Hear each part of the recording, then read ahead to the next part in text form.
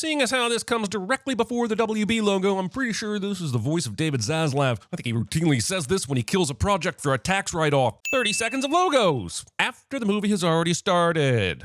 Imperial Diary, year 10,191, third comment. When I read from my diary, I choose not to read the comments. The Imperial Diary community is so nasty and negative. Also, just because you're reading from a diary doesn't magically make this not narration. Taking your Cheops/pyramid chess and making it look a lot like Junior Mints is at war with Mentos, aka go f*** yourself. But my father's always been guided by the calculus of power. Math. Sister, father is dead. Shouldn't you go back to the stars, be with him? Paul seems to have no idea where babies come from. Also, the first couple of minutes of this movie are like, what if Terrence Malick made a Dune movie? Gotham's budget is so small nowadays, they're using cheap cutouts to fire up the bat signal. As incredible as this technology is, it is interesting that they seem to have stopped developing it at not quite flight. I'll remove all the sins from both of these Dune movies if Worm Sign means they all run like mad into a movie theater to make sarcastic comments about 1984's Dune, and as long as I get to be Grody Robot. Premature celebration. In the time it takes for Paul to run and fight one of the Harkonnen, Jessica has circled around all the way to the top of this dune because she sensed a disturbance of the Force and knew she had to crack this guy over the head with a rock. Even if that is all possible, I'm still sending the Atreides family for being much faster on sand than they have any right to be.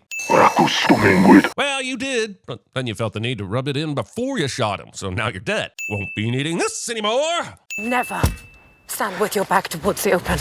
How many times do I have to tell you that, huh? Was this the first? Because this movie is clearly taking place right after the last one ended. And the only thing his mom has really taught him is how to use the voice. I highly doubt they've been in enough situations where she's had to tell him about leaving his back turned to the open. Besides, this is the f***ing desert. How can you keep your back away from the open consistently? This feels like the you're late of Desert War strategy. They do not usually venture this deep. Sometimes I like to imagine my college girlfriend said that to me instead of my roommate. Wow, I didn't even see that sandworm Bugs bunnying through the sand to get here. I guess it was just camped underneath, biding its time until someone knocked.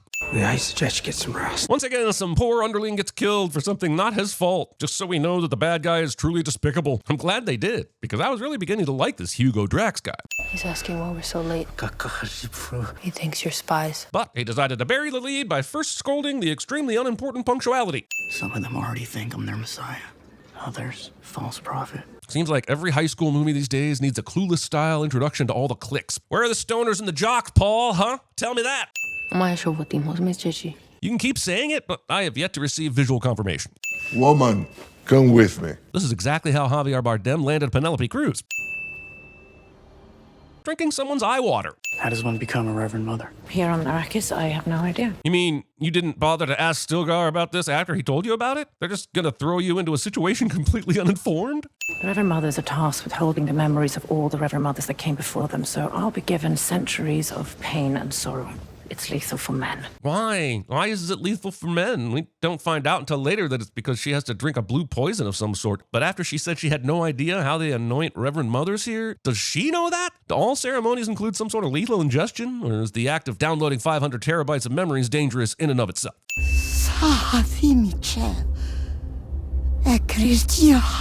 You're so good at sensing and feeling, huh? You're just now finding this out. Having a holy poison, but no holy hand grenade. Only one step remains, and you will become the Kwisatz Haderach. All this focus on being the Kwisatz Haderach, and I guess it's not good enough for someone to simply become the Burt Bacharach. Now that's interesting because in the film books I've studied, the anthropologists say in order to properly Sandwalk, you actually have to. Lisan al-Gaib spelling. So, what's your idea of the perfect date? Oh, you know, something simple like a long romantic sandwalk on the infinite beach. Anyway, I'm singing in the rain, just singing in the rain. I want a glorious feeling, I'm happy again. Paul completely stopped paying attention to Chani's instructions so he can ogle, and he doesn't even pay for it dearly by dying of thirst. We must convert the non-believers one by one. I'm taking this as an excuse for the lengthy runtime or an open threat to draw this movie out into a part 3. The Fremen engage with the Harkonnens, and I am focusing on this one guy shooting at them who inexplicably gets shot by someone off screen, even though all the Fremen in frame have daggers. None of the other Harkonnens get shot during this entire sequence, so who's doing the shooting on the Fremen side? Also, I guess only one of the Harkonnens brought a gun. The rest opted for agility weapons, which makes none of the sense when you're wearing these bulky, top-heavy spacesuits that appear to give you no range of motion in your arms. I don't know, guys. This feels a lot like that Flash and Wonder Woman moment from Justice League. It's close enough that I can't take any chances.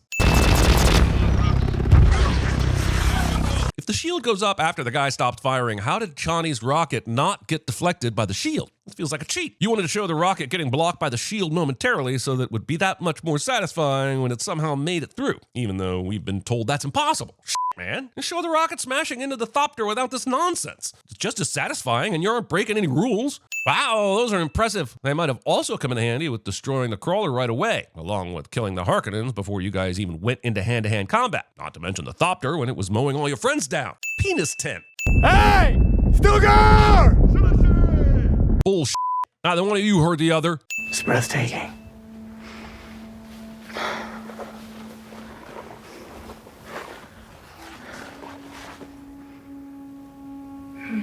Skip.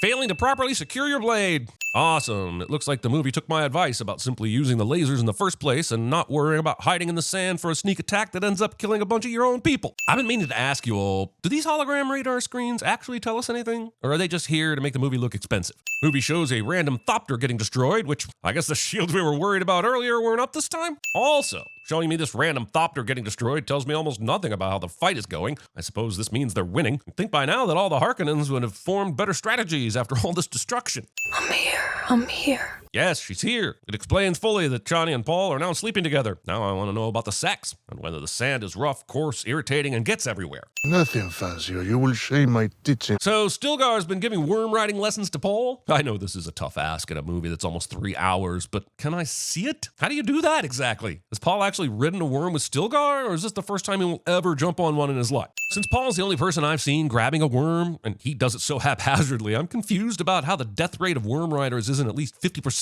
Look, let's not be stupid. The sandworm riding scene is worth at least 5 cents off. I'm real happy for Paul getting on that worm, watching him ride off while the Fremen cheer him. Got a question though. How do you make the sandworm stop? I'm glad that Paul wore his protective visor during this ride, but how the f is he seeing anything right now? This thing needs some automatic wipers.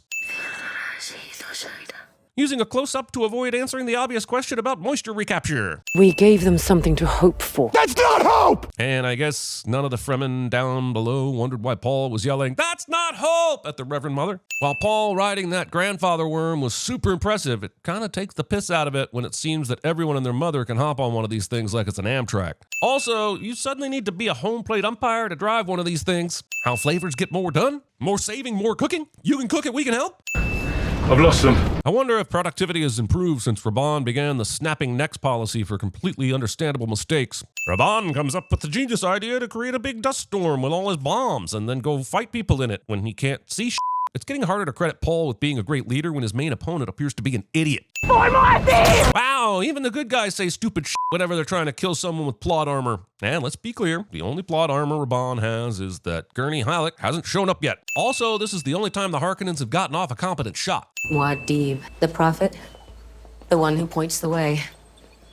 These are our own religious patterns, aren't they? From this, the princess is able to figure out that Paul is still alive. Never mind that Muad'Dib and its meaning was established long before Paul and Jessica came to live with the Fremen. After reasoning that this is an unusual name for a Fremen, she just figures it out. This is taking sleuthing to an impossible Sherlock Holmesian level. Fade being all like, hand paint me, like one of your French girls. Would you like some fresh meats, my darlings? Fade Routha's impersonation of Baron Harkonnen is so incredibly good that you'd swear you should have seen him hanging around the Baron more often in Dune Part 1. This deleted scene from the movie Elvis shows a lighter side of the King of Rock and Roll. Baz Luhrmann donated the scene to Denis Villeneuve for preservation in Dune Part 2. We are lucky to have such stewards of cinema willing to go to such astonishing lengths to preserve film history. How do the Harkonnens have any underlings left after all the murders they constantly commit against them?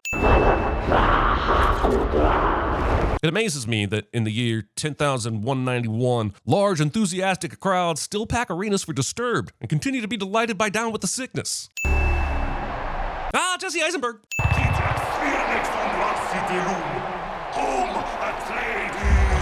It's very confusing why the Harkonnens are not facing consequences for what they did to the Atreides. There's a lot of, oh, if the great houses only knew the truth, they would be pissed. Are the great houses not going to hear word of this very public execution of these 3 Atreides soldiers? It's amazing to me in a movie almost 3 hours that we have time to see an entire reimagining of Gladiator shot in black and white featuring the engineers from Prometheus. It's like an apology to Ridley Scott for making a sequel to Blade Runner.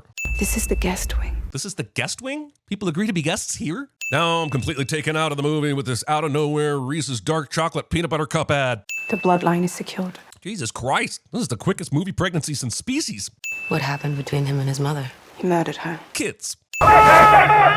When did the Fremen get mines? Talk about something super useful that they've never used until now for some reason. Luckily, Paul is the first asshole to come out of this ground, or else Gurney would have been f***ing toast. Just as luckily, this is one of those operations that requires people to bury themselves in sand, and they didn't just laser beam Gurney's ship out of the sky in the first place. I recognize your footsteps, old man. Man, I'd remove a significant chunk of sins if this just turned out to be someone matching his stride. None of Paul's Fremen buddies wonder why Paul is being buddy-buddy in the middle of hand-to-hand combat. Buddy? Yes, ladies and gentlemen, this has gone on just long enough. I recognized Gurney ages ago, but I let people die anyway until I rolled a set of dice in my head. If I go south, all my visions lead to horror. Billions of corpses scattered across the galaxy. But maybe we should wait until we're somewhere private to talk about this. Even if this is movie whispering, I'm pretty sure I just put the fear of God into half these people.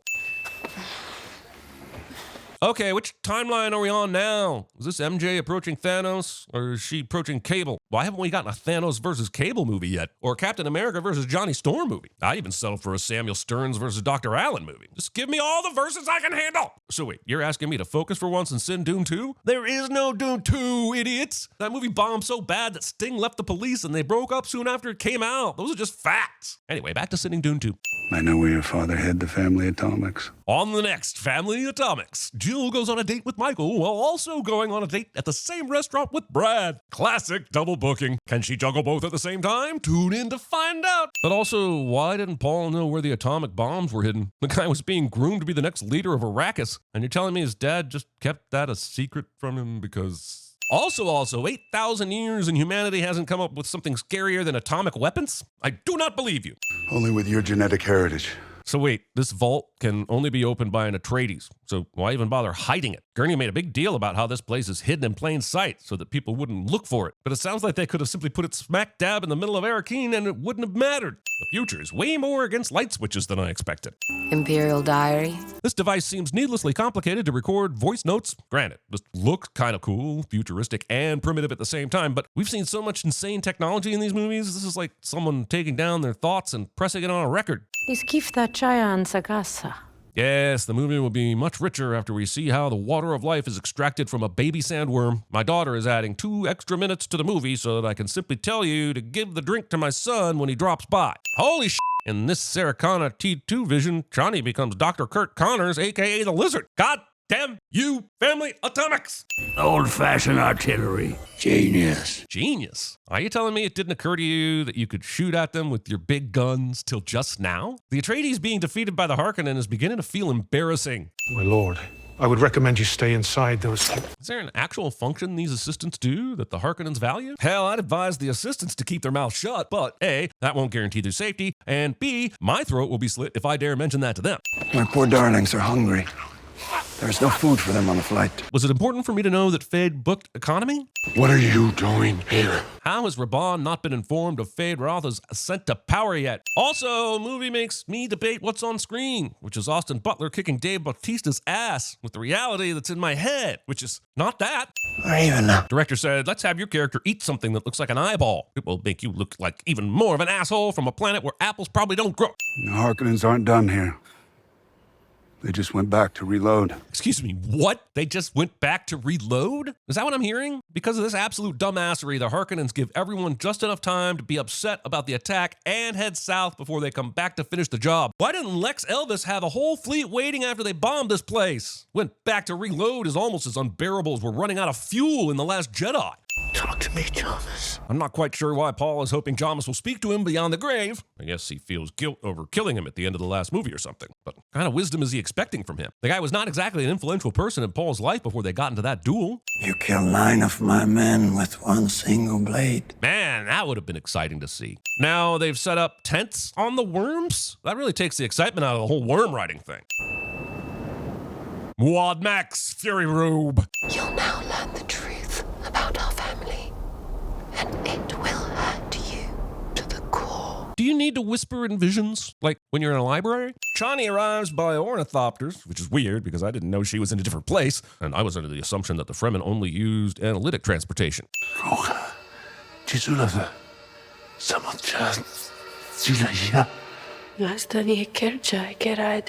the prophecy says Paul will be revived by Desert Spring Tears, which pretty much explicitly means Chani, since her Fremen name is Desert Spring, why the f does she need the water of life? This is the only justice that will be served in the entire movie, and I'm not sure enough people will notice that because of all the cool world building, great imagery, and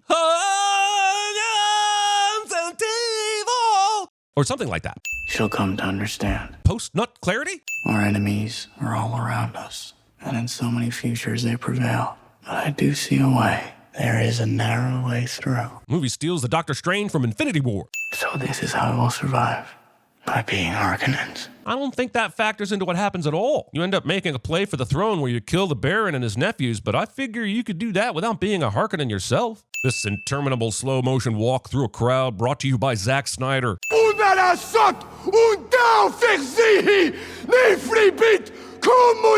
Aggressively exercising your Lisan al-Gaib privilege.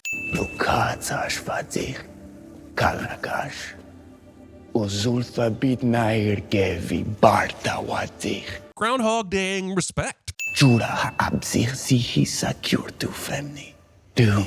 Roll credits, or ride in on a credits worm if that makes more sense. Also, how is Dune a Fremen name when we've been seeing and hearing stuff that is clearly influenced by Arabic? Dune is ultimately derived from French, so I grant you, you're close to it being Fremen, but you're a few letters off. This is my father's ducal signet. It's been over 2 hours. I think we all have to take a ducal signet. Littering. Also, writing official messages on shower curtain rods. Do you guys think that when Charlotte Rampling goes to bed at night, all of her dreams have a burned-in image of this netting? For 90 generations, we have supervised House Atreides. They were promising, but they were becoming dangerously defiant. This might matter to me at all if I knew even a little bit about what this meant. In Dune Episode 1, we see Papa Atreides do exactly what the Emperor asks. So, what was the issue? Did they refuse to eat their vegetables? The sandstorm that's approaching threatens the integrity of our shields. How rude of it. Goodness gracious, great ball of fire. I don't really know why, but watching this makes me extremely horny.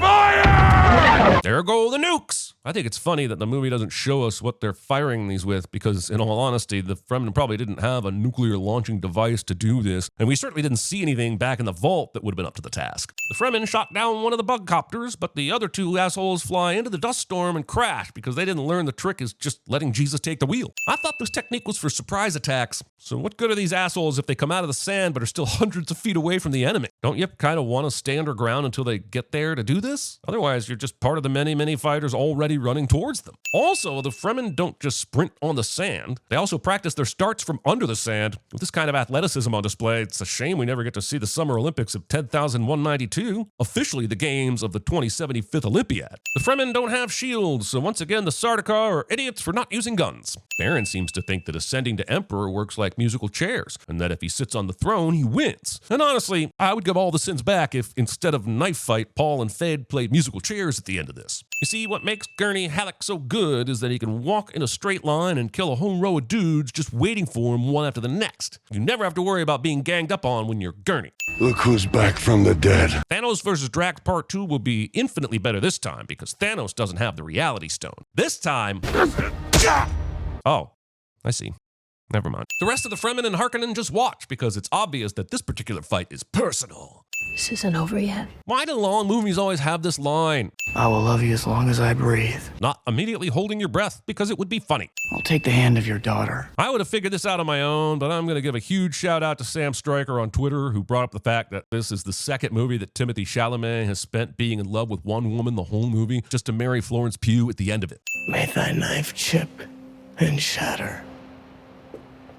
May thy knife chip and shatter. I am so rooting for Fade, and that is all this movie's fault. Movie makes it look like one character is doomed, but it's actually the other character who has been surprised, stabbed, or shot cliche. Also, we spent a whole movie building this maniac up just to have him die at the end. I guess they could always bring him back, but here he is. This series' Darth Maul. At least he lasted longer than the White Walkers. Man, this is goddamn painful. You can feel the hurt, confusion, and betrayal. Great performances by all. Here, take us in off.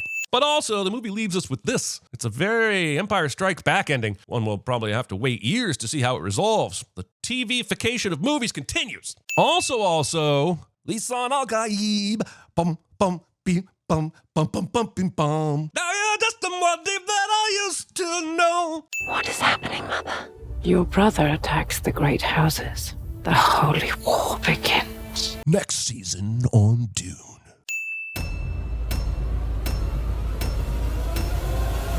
If you're trying to escape on foot, the desert is 3 weeks in every direction.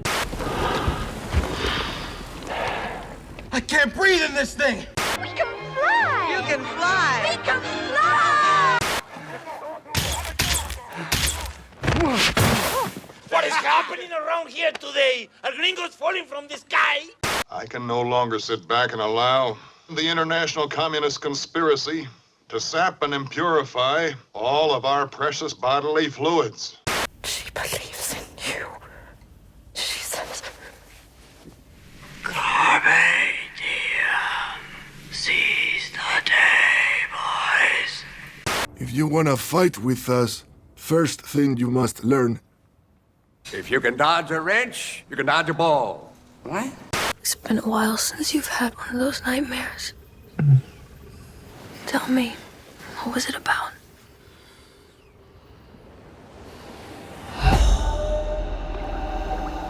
Nothing's clear. It's only fragments. Solenia, the pickle man. The one who points the way. Quick, give me some sugar. Come on, come on, come on. Mine! Mine! Mine! Mine! Mine! Mine! Mine! Mine! Mine! Mine! Mine! Mine! Mine! My name is Inigo Montoya. You killed my father. Prepare to die. Here they have come across the body of a tramp, which in itself is not so disturbing until it is turned over to reveal ants, ants, ants. Do you know why? I killed him. I haven't killed anybody since 1984. Go to this comedian's son's apartment, come back with something that tells me where that asshole went. Don't you stick that knife in your leg.